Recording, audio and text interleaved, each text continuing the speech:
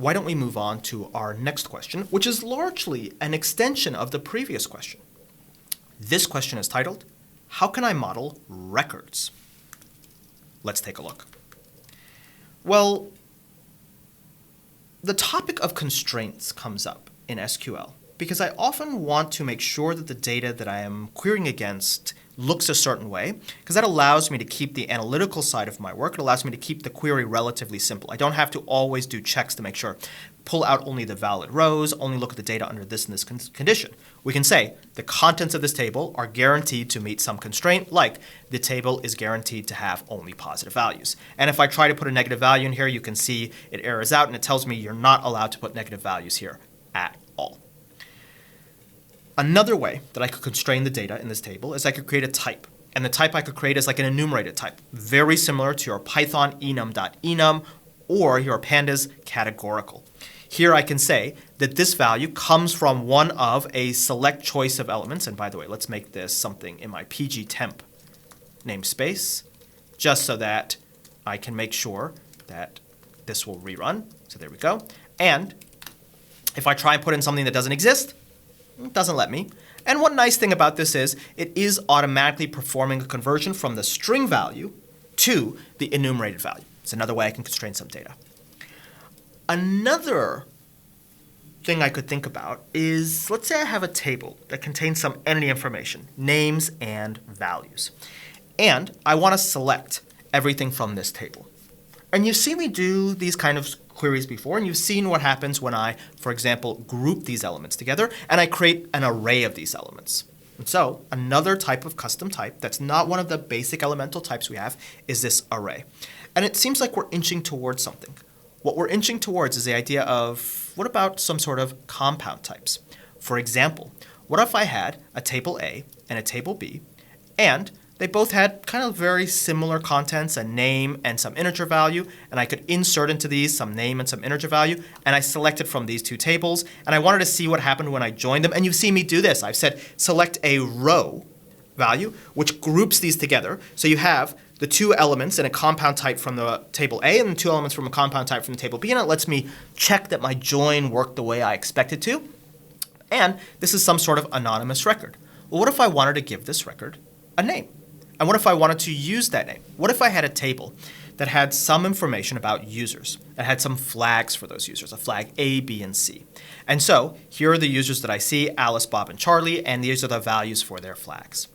And what if it's the case that that flags is an entity that I want to pass around in whole? I don't want to pass around as just the A flags, separated from the B flags, separated from the C flags. There's a reason why I need to keep them together throughout my system. And it may be the case that later on, I might even add a new flag, and I want every place where I referenced A, B, and C to automatically also include this new flag when I perform this update. Well, what I might have is a table that looks, I might have a temporary type here. Sorry, I might have a type here called flags. That is just a collection of these three fields, and I might have a temporary table here, except this errors out because the naming of the type and the naming of the table collide.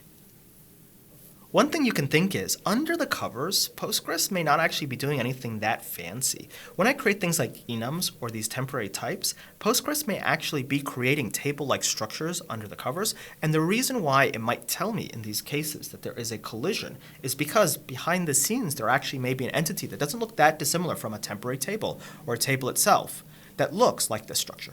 But to fix that, it's pretty straightforward. I'll just change the names of these, and I'll say here we have our pgtemp flags, and we have some table called state, and we have each user and their flags. And note, in my insert logic,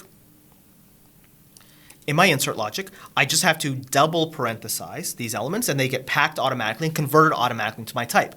Postgres can automatically convert from the elemental types grouped in some fashion to the type that I expect, because it knows exactly what I'm going to be inserting into this table. It knows I'm going to be inserting this type here, and it knows that this type is this thing here. And just to be careful, I should make sure to specify that there.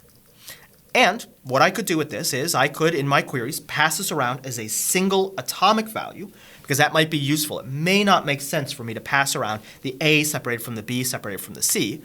And I can access these fields in my query. I just need an extra set of parentheses because in Postgres, if you refer to flags.a, it thinks you're referring to a column on a table. You need to put an extra set of parentheses saying, no, I'm referring to a component of this record, of this composite type. Where might this be useful? Well, what if we have some sort of asset management system? And in that asset management system, we have asset identifiers and serial numbers that uniquely identify an asset according to some vendor logic.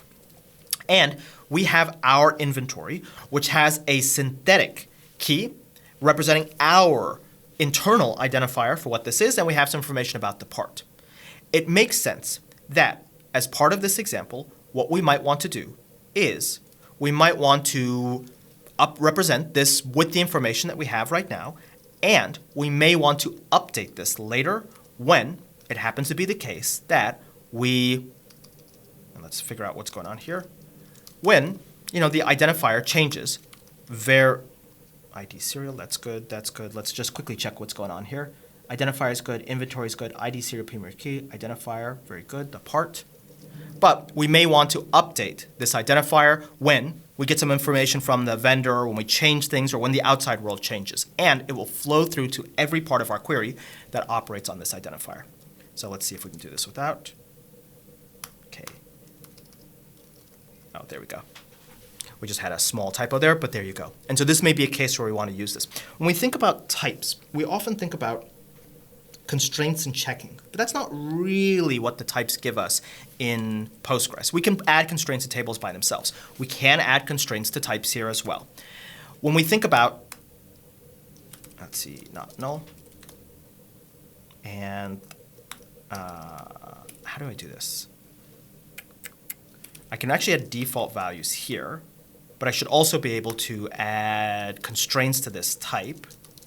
I just have to remember the exact syntax, but largely when we think about these constraints, we're thinking about on the table basis, not on the type basis. When we think about these types, usually what we're thinking about is, can I package together a couple of values so that they flow through, so the change in one place affects other places? And this is exactly where we can use these record types in Postgres. And if you go through the documentation, you can see how you can add additional constraints and defaults, all the things that you expect from custom types in your standard programming languages.